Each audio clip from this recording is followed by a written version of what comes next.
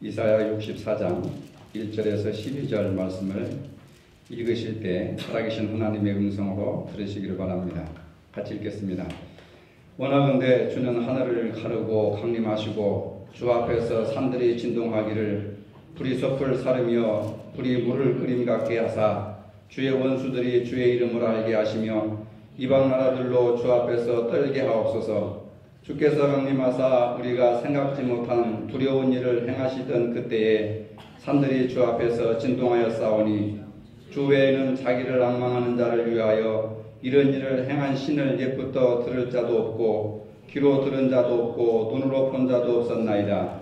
주께서 기쁘게 공의를 행하는 자와 주의 길에서 주를 기억하는 자를 선대하시기를 우리가 범죄함으로 주께서 진노하셨사오며 이 현상이 이미 오래 되었사오니 우리가 어찌 구원을 얻을 수 있으리까?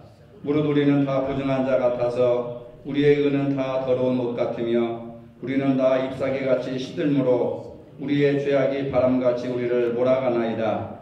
주의 이름을 부르는 자가 없으며 스스로 분발하여 주를 붙잡는 자가 없사오니 이는 주께서 우리에게 얼굴을 숨기시며 우리의 죄악으로 말미암아 우리가 소멸하게 하셨음이니이다. 그러나 여호와여 이제 주는 우리 아버지시니이다. 우리는 진흙이요 주는 토기장이시니 우리는 다 주의 손으로 지으신 것이니이다. 여호와여 너무 분노하지 마시오며 죄악을 영원히 기억하지 마시옵소서.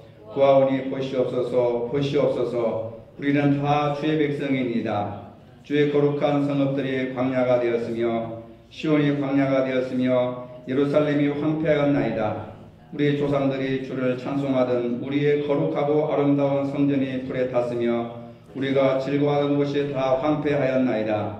여호와여 이리 이러하거늘 주께서 아직도 가만히 계시려 하시나이까? 주께서 아직도 잠잠하시고 우리에게 심한 괴로움을 받게 하시려나이까? 아멘. 운전을 하다 보면은 예기치 않게 사고를 당하는 경우도 있습니다.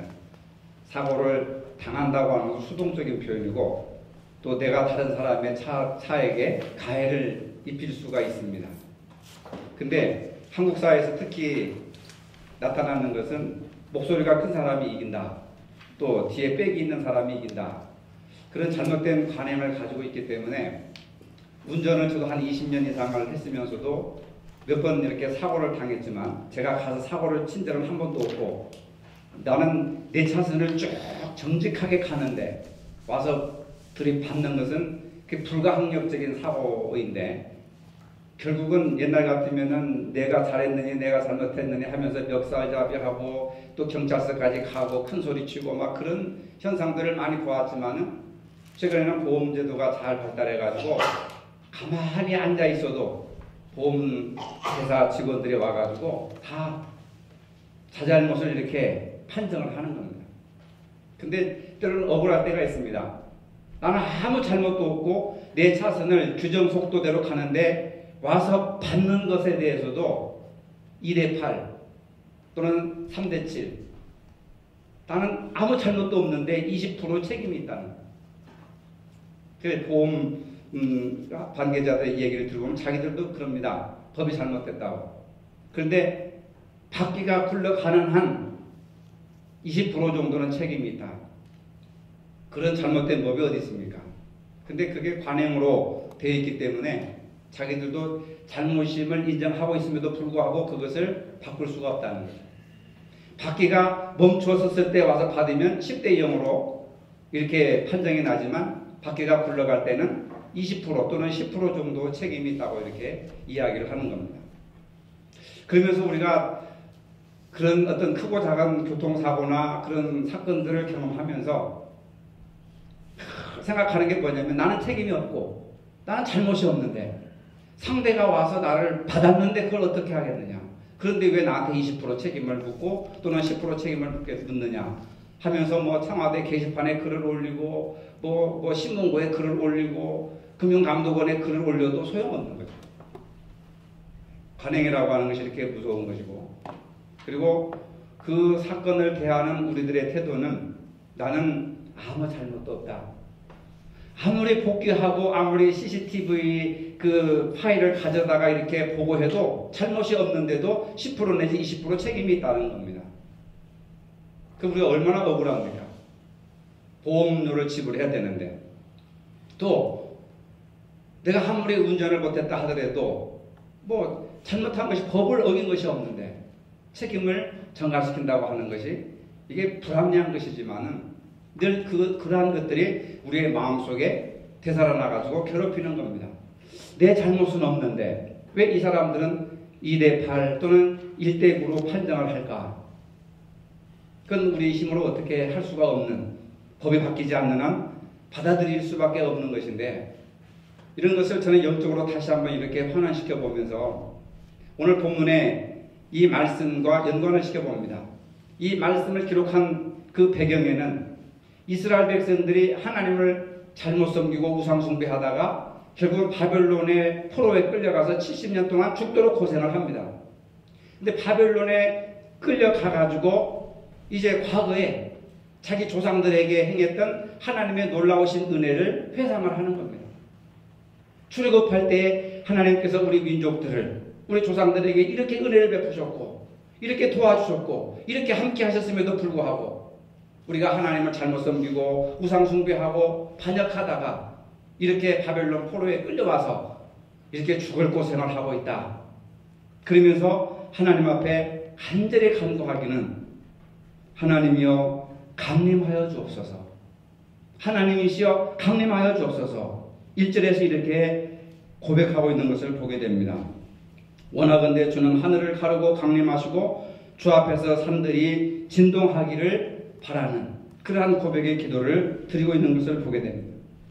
하나님이여 우리가 정말로 간절히 원하건대 주는 하늘을 가르시고 강림하여 주옵소서. 그래서 지금 우리의 처지를 돌아보시고 우리가 믿는 하나님이 유일하신 하나님이시고 참 하나님이심을 저들에게 알게 하시고 보게 하여 주옵소서. 왜? 하나님을 믿는 백성들이 바벨론에 끌려가도록 하나님이 내버려 두시고 바벨론이 섬기는 그 신이 이스라엘 백성들이 섬기는 그 여호와신보다도 더 위대하고 강력하다. 그러니까 이스라엘 백성들이 바벨론으로 끌려오지 않았느냐. 그런 생각들을 하게 될까봐 하나님께 급히 원컨대 주는 하늘을 가르시고 강림하여 달라고 이렇게 고백하고 호소하고 있는 것을 보게 되는 것입니다. 하나님은 하늘을 가르시고 산들로 진동시킬 수 있도록 만물의 창조주시며 동시에 하나님은 우주 만물을 창조하시고 섭리하시고 주관하시는 하나님이심을 그들이 다시 한번 기억하는 겁니다. 오늘 우리들은 내가 일으킨 사고든 다른 상대방이 와서 나를 박았든 우리는 한결같이 법 앞에서나 양심 앞에서 나는 허물이 없다. 나는 죄가 없다. 나는 잘못이 없다. 라고 이렇게 얘기를 하는 거죠. 그건 모든 사람이면 다 똑같습니다. 근데 이 히브리 백성들은 좀 달라요. 나는 죄가 없다. 이것이 아니라 어려움에 처하면 그 죄가 나의 죄 때문에 그렇습니다. 우리의 죄 때문에 그렇습니다. 나에게 책임이 있습니다. 아주 비상한 사람들입니다. 이 사람은. 처신을 아주 잘하는 사람들입니다. 그래서 하나님이 이 세상의 진정한 통치자라고 하는 것을 선언하는 것이죠. 그런데 지금 아수르의 이역으로 하나님이 이 세상의 통치자라는 사실이 이어받고 있는 겁니다. 아니 너희들이 하나님을 믿는다고 한다면 하나님의 가장 위대하고 전지전능하신 하나님이라고 한다면 어찌하여 바벨론의 포로로 끌려갔고 너희들이 믿는 하나님은 잠잠히 계시고 있느냐 하는 겁니다. 그러니까 얼마나 답답하겠어요. 이스라엘 백성들이 자신들의 허물과 죄로 인해서 하나님 앞에 진노를 받아서 포로로 끌려갔는데 주변의 강대국들은 손가락질을 하면서 비웃는다고 하는 사실입니다. 그렇기 때문에 이스라엘 백성들은 하나님께서 임재하셔서 역사의 주인이심을 보여달라고 간구하는 겁니다. 우리는 성탄절을 두 주 앞에 두고 있습니다. 주님은 2000년 전에 오셨지만 지금도 우리들 가운데 오십니다. 인류의 소망이 바로 주님이 오시는 것이라고 하는 겁니다. 우리의 유일한 소망, 우리의 믿음의 결정, 우리의 사랑의 능력, 주님이 오시는 겁니다. 예수 그리스도가 우리 가운데 오시는 것이 가장 큰 은혜요, 소망이요, 축복이라고 하는 겁니다. 고통과 슬픔과 탄식 가운데 있는 우리는 물론 지구촌의 모든 사람들이 한 목소리로 고백할 말은 원컨대 주는 하늘을 가르시고 강림하소서. 지금 이 땅에 오시옵소서. 지금 이곳에 오시옵소서. 좌절과 절망과 무책임과 부정과 죄악에 난무한 이곳에 오셔서 하나님의 공의와 정의가 강물처럼 흐르게 해달라고 간구하는 것입니다. 가난하고 헐벗고 굶주린 자들이 사람 대접받는 사회가 이루어지게 해달라고 하나님의 강림을 간구하는 겁니다. 사도 요한은 절망의 끝에서 새하늘과 새 땅을 바라보면서 요한계시록을 마무리하면서 이렇게 간구하고 있습니다. 주 예수여 어서 오시옵소서. 마라나타. 주 예수께서 어서 오셔서 새하늘과 새 땅을 이루시고 통치하시고 이제 것은 다 지나가게 새롭게 변화시켜 주시고 새로운 세계를 열어달라고 간구하고 있는 겁니다. 저와 여러분들의 간곡한 기도의 제목이 바로 사도 요한의 기도처럼 주 예수여 어서 오시옵소서. 내 마음속에 오시고 내 가정 속에 오시고 우리 교회 속에 오시고 이 나라와 이 민족 속에 오셔서 새롭게 통치하시고 새로운 새하늘과 새 땅을 이루어가게 해달라고 간구해야 되는 겁니다. 두 번째로 고백은 우리가 범죄함으로 주께서 진노하셨습니다. 이런 고백입니다. 5절입니다. 우리가 범죄함으로 주께서 진노하였사오니 이 현상이 이미 오래되었사오니 우리가 어찌 구원을 얻을 수 있으리까? 우리가 범죄함으로 당신 때문에 이런 문제가 생기고 당신이 운전을 잘못해서 당신이 잘못해서 너 때문에 그것이 아니라 우리가 따라봅시다. 우리가 사실 우리라는 개념은 추상적인 것이죠. 내가라고 하는 겁니다. 내가 하나님 앞에 범죄함으로 하나님께서 진노하셔서 바벨론 포로에 끌려갔습니다. 이러한 고난과 고통을 당하고 있습니다. 이러한 시련과 어려움을 당하고 있습니다. 이게 히브리인들의 특성이라고 하는 겁니다.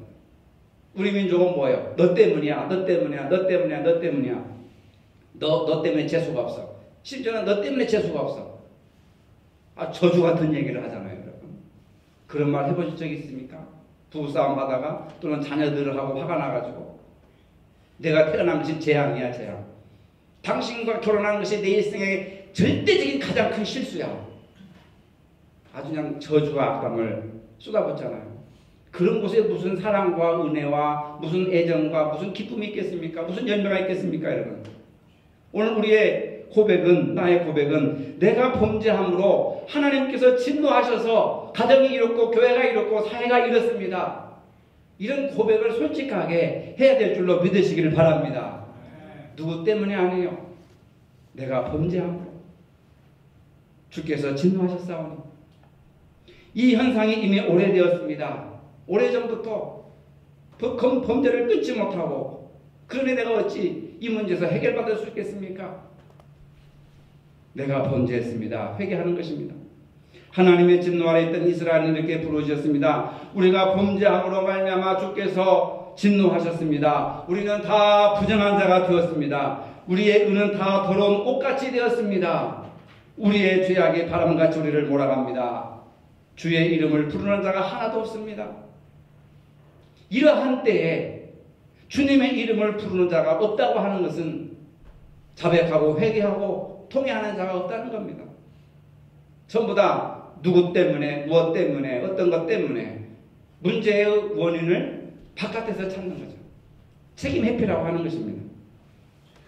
우리의 죄 때문에 우리가 소멸하게 되었습니다. 나의 죄 때문에 내가 소멸하게 되었습니다. 나의 죄 때문에 우리 가정이, 우리 교회가, 우리 직장이, 우리 사회가 소멸하게 되었습니다. 하나님 불쌍히 여겨 주시옵소서. 긍휼을 베풀어 주시옵소서. 이스라엘 백성들은 바벨론 포로에 끌려간 상태입니다. 하나님을 배반하고 잘못 섬겼기 때문에 우상 숭배하고 교만했기 때문에 이런 비참한 처지에 처하게 된 것을 회개하고 있는 것입니다. 지금 우리가 국가적으로나 개인적으로 당하는 여러 가지 크고 작은 어려운 시험은 우리가 범한 나의 죄와 불신앙 때문이라고 솔직하게 고백을 해야 되는 것입니다. 그런데 우리 사회는 진정한 죄의 고백을 하는 사람을 볼 수가 없습니다.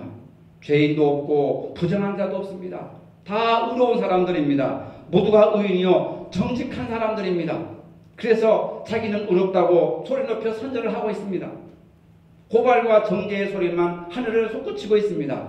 지금이야말로 우리는 내가 죄인이고 내가 부정한 자라고 고백할 수 있는 용기, 이것이 진정한 용기라고 생각합니다. 내가 나의 허물과 죄 때문에 이런 결과를 가져온 것에 대해서 내가 책임을 지겠다. 가정이 어려운 것은 부모로서의 나의 책임이 크고, 교회가 어려운 것은 중직을 맡은 우리의 책임이 크고, 나라가 어려운 것은 국정을 맡은 책임자들의 책임도 크고, 국민으로서의 책임감도 크다고 고백할 수 있어야 된다는 것입니다. 그 다음에 세 번째로, 그러나 여호와여 주는 우리 아버지시리다. 그럼에도 불구하고 여호와여 하나님은 나의 아버지시니라. 8절입니다. 그러나 여호와여 이제 주는 우리 아버지시니다. 우리는 진흙이요 주는 토기장이시니 우리는 다 주의 손으로 지으신 것이니라. 범죄한 백성들이 하나님 앞에 고백하며 호소할 수 있는 강력한 호소는 뭐냐? 주님은 우리의 아버지십니다. 아무리 큰 죄를 범한 죄인이라 할지라도 아버지 앞에서 잘못했다고 회개하면 용서하지 못할 아버지가 어디 있겠습니까? 용서해 주시지 않은 부모가 어디 있겠습니까? 살인을 하고 돌아온 자식이라 할지라도 그 아비는, 그 부모는 자식을 이해하고 품어주고 용서하고 눈물을 흘려주면서 불쌍히 여겨주는 겁니다. 예수님께서도 기도를 가르치실 때 먼저 하늘에 계신 우리 아버지여, 아버지의 이름을 부르라, 아버지여 라고 부르라고 말씀하셨습니다. 성령께서도 우리를 아바 아버지라, 양자의 영으로 양자로 삼으셔서 아바 아버지라, 아빠 아버지라 부르짖는다고 얘기하고 있습니다. 범죄한 이스라엘은 지금 하나님을 향해서 주님은 우리의 아버지십니다. 여기서 아버지라고 하는 것은 성적인 어떤 그런 구별을 얘기하는 것이 아니라 하나님과 우리와의 관계성을 얘기하는 겁니다. 하나님은 아버지시고 우리는 아들이시다. 아버지와 아들의 관계는 혈연관계, 가장 밀접한 관계라고 하는 겁니다. 끊을 수 없는 관계라고 하는 겁니다. 그래서 여호와여 주는 나의 아버지시리다. 나의 형편과 처지를 돌아보시고 불쌍히 여기셔서 내가 지금 어떤 처지에 있는지 아버지 앞에 회개하고 자백하고 통회할 때 아버지께서 용서하시고 너그럽게 감싸주시고 이해해 주신다고 하는 탕자의 비유 속에서도 탓하지 않으시고 비난하지 않으시고 목욕을 시켜라, 옷을 해 입혀라, 금가락지를 끼워줘라, 송아지를 잡아서 잔치를 베풀자, 신발을 신겨라, 관계 회복을 시켜주시는 겁니다. 여러분, 하나님과 우리는 아버지와 아들과의 관계예요. 저와 여러분들은 하나님의 거룩한 자녀인 줄로 믿으시기를 바랍니다. 그래서 형사도 이렇게 기도하잖아요. 아버지여 내가 하늘과 아버지께 죄를 얻었사오니 지금부터는 아버지의 아들이라 일컬음을 감당치 못하겠나이다. 나를 품꾼의 하나로 보소서. 내가 어찌 감히 하나님의 아들이라고 주장할 수가 있겠습니까? 그냥 나를 노예처럼, 일꾼처럼 그냥 나를 그냥 여겨주신다고 하는 것만 해도 너무너무 감사합니다.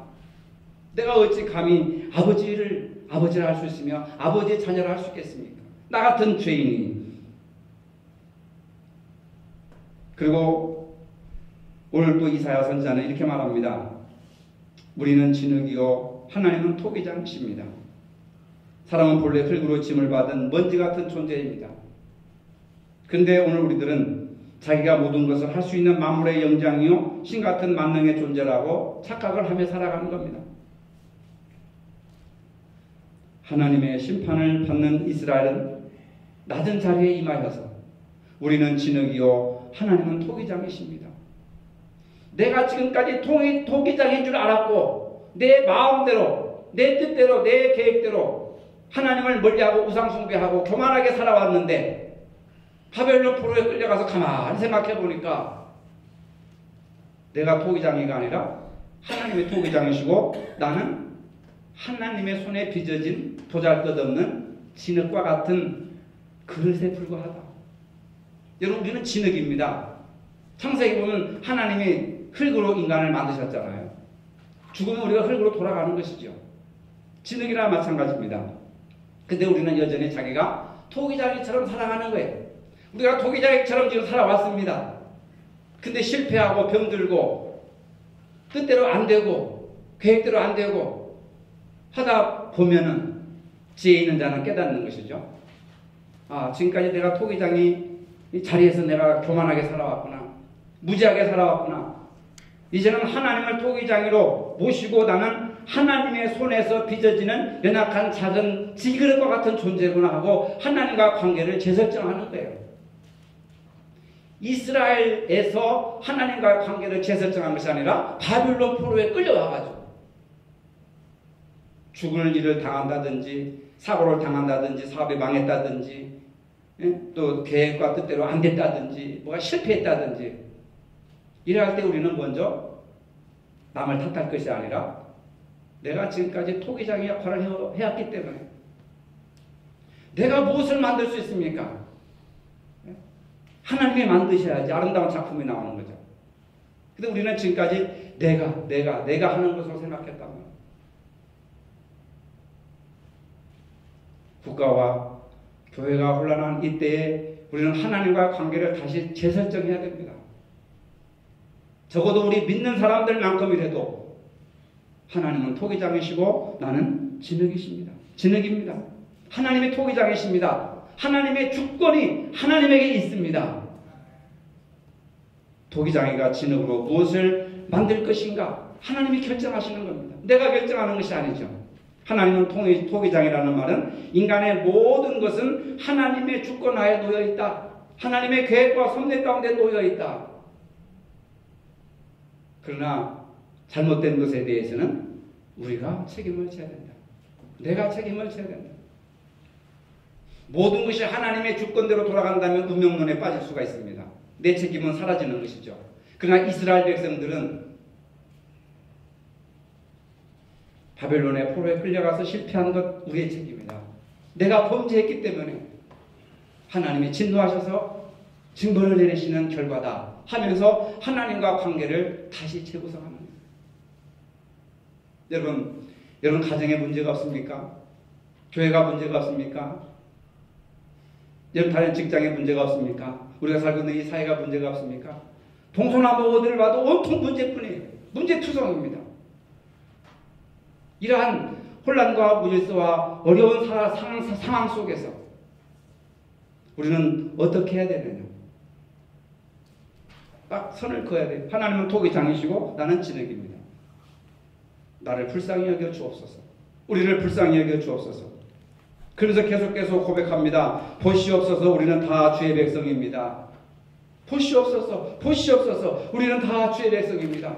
주의 자녀들입니다. 주의 일꾼들입니다. 하나님 앞에 보시옵소서. 우리는 순교자들이 피 흘려 값 주고 세운 그런 토대 위에 교회가 세워졌고 신앙의 선배들이 눈물 뿌려 씨 뿌려 흘린 그 토대 위에 교회가 세워졌다 그 말입니다. 이제 우리가 다시 고백하고 기도할 것은 하나님 우리를 다시 일으켜 세우셔서 주님의 구원의 사역을 수행하는 도구로 삼아 주시옵소서. 그 주님의 구원의 사역의 도구로 내가 쓰임받기를 원합니다. 우리가 쓰임받기를 원합니다. 우리 교회가 쓰임받기를 원합니다. 주여 다시 일으켜 세워주셔서 다시 수생시켜 주셔서 주님의 구원 사역을 수행하는 도구로 우리 교회를 써주시옵소서. 나를 써주시옵소서. 간구해야 된다. 고백하고 기도해야 된다 그 말입니다. 주의 거룩한 성읍들이 광야가 되었습니다. 황폐되었습니다. 교회가 황폐되었습니다. 예루살렘 성이 다 불타서 무너져 버렸습니다. 시온이 광야가 되었습니다. 예루살렘이 황폐하였나이다. 거룩하고 아름다운 전이 불에 탔습니다. 우리의 즐거워하던 곳이 다 황무하였나이다. 비참하게 초토화되어 버렸다 그 말입니다. 한국교회 강단이 무너지고 있습니다. 영적인 질서가 무너져가고 있습니다. 지금 이 사회가 진통을 겪고 있지 않습니까? 저 분노의 함성과 뜨거운 촛불의 함성들이 저절로 여러분 저것으로 끝날 줄 아십니까? 사회 각계 각층에 이제 도전을 하는 겁니다.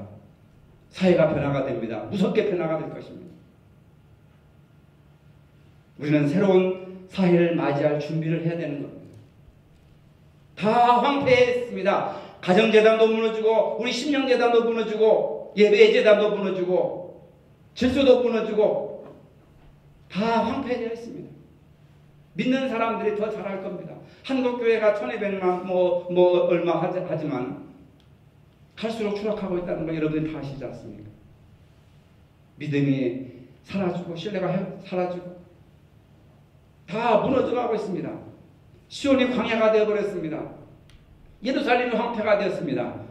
거룩하고 아름다운 전에 불에 타버렸습니다. 우리의 즐거워하던 것이 다 황무하였나이다. 아주 그냥 황무지가 되어버렸다.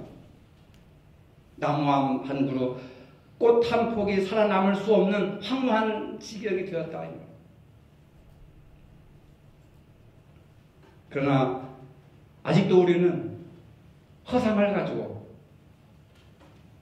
잘못된 사고방식을 가지고 마치 아무 일도 없었던 것처럼 허세를 들고 살아가고 있습니다. 우리도 지금 솔직하게 우리의 참상을 하나님 앞에 드러내고 고백해야 됩니다. 우리가 무엇을 고백하며 회개해야 될까요? 말씀에 대한 간절함이 사라져버렸습니다. 예배에 대한 경건함이 사라져버렸습니다. 감사와 감격이 중단되고 말았습니다. 우리의 눈물의 헌신이 실종되고 말았습니다. 아름다운 성도의 교제가 사라져버렸습니다. 내탓만 하고 앉았습니다. 이러한 현실에서 우리는 정말로 회개하고 고백해야 된다는 겁니다. 기도자는 마지막 12절에서 이런 기도를 하고 있습니다. 여호와여 이리 이러하거늘 주께서 아직도 가만히 계시려 하시나이까? 이런 비참한 지경에 처했는데 하나님이여 아직도 가만히 계시려 하십니까? 주께서 아직도 잠잠하시고 우리에게 심한 괴로움을 받게 하시려나이까? 억지로 때를 쓰는 기도가 아닙니다. 하나님의 자비하심에 호소하는 기도입니다. 우리는 때로는 자녀로서 아버지에게 나아가 당당하게 기도할 수 있습니다. 지금 피폐해져가는 우리 개인과 재단이 나라와 민족 위에서 우리가 하나님 앞에 우리의 죄와 허물을 고백하면서 기도해야 될 때라고 하는 겁니다. 그 옛날 이스라엘이 범죄하여서 하나님의 진노와 심판을 받았던 것처럼 지금 우리도 하나님의 긍휼을 입고 있는 동시에 하나님의 징벌을 받고 있는 것입니다. 오늘 말씀은 지금 우리가 무엇을 어떻게 해야 될 것인가 고백하고 부르짖어야 한다는 것입니다. 원컨대 주는 하늘을 가르시고 강림하소서. 우리가 범죄함으로 주께서 진노하셨습니다. 그러나 그럼에도 불구하고 여호와는 우리 아버지십니다. 하나님은 나의 아버지십니다. 그래서 기도할 희망과 가능성이 있다고 하는 겁니다. 그리고 나는 진흙이요 주는 토기장이십니다. 보시옵소서 우리는 다 주의 백성입니다. 주의 거룩한 성읍들이 광야가 되었습니다. 여호와여 이리 이러하거늘 주께서 오히려 잠잠하고 계십니까? 빨리 강림하셔서 이 모든 것을 새로운 질서로 새롭게 재편해 나가시기를 간구하고 있습니다. 성탄절이 다가오고 있습니다. 그러나 세상은 여전히 죄악으로 가득 차 있습니다. 우리 마음속은 불만과 불평으로 가득 차 있습니다. 남을 탓하는 그러한 어떤 무책임한 일들로 가득 차 있습니다. 이러한 때 오늘 우리는 원컨대 주는 하늘을 가르시고 강림하셔서 이방 나라들의 주 앞에 떨게 하여 달라고 기도해야 되는 겁니다. 그리고 우리의 연약함과 부정함을 고백하는 기도를 드려야 합니다. 그럴 때 우리를 구원하러 오신 예수께서 우리를 불쌍히 여겨주시는 겁니다. 지난날의 실수와 허물을 깨닫고 고백할 때 이 땅에 오신 예수 그리스도께서 우리의 죄와 허물을 씻어주시고 새롭게 회복시켜 주신다는 것을 믿으시기를 바랍니다. 거룩하신 하나님, 예수님께서 2000년 전에 인간의 몸을 입으시고 이 땅에 오셨지만은 이 땅은 아직도 여전히 슬픔과 고통으로 가득 차 있습니다. 여전히 죄가 우리를 지배하고 있습니다. 생명과 평화의 왕으로 오셔서 우리를 다스려 주시옵소서. 우리는 진흙이요 주님은 토기장이십니다. 공의와 사랑의 풍성한 삶으로 우리를 이끄시고 인도하여 주시옵소서. 새로운 성탄을 기다리는 저희 모두가 되게 하여 주시옵소서. 예수님의 이름으로 기도합니다. 아멘. 이제는 우리 주 예수 그리스도의 은혜와 하나님 아버지의 무한하신 사랑과 성령의 교통하심이 주님 오심을 사모하는 모든 성도들에게 이제로부터 영원토록 함께 하시기를 축원하옵나이다. 아멘.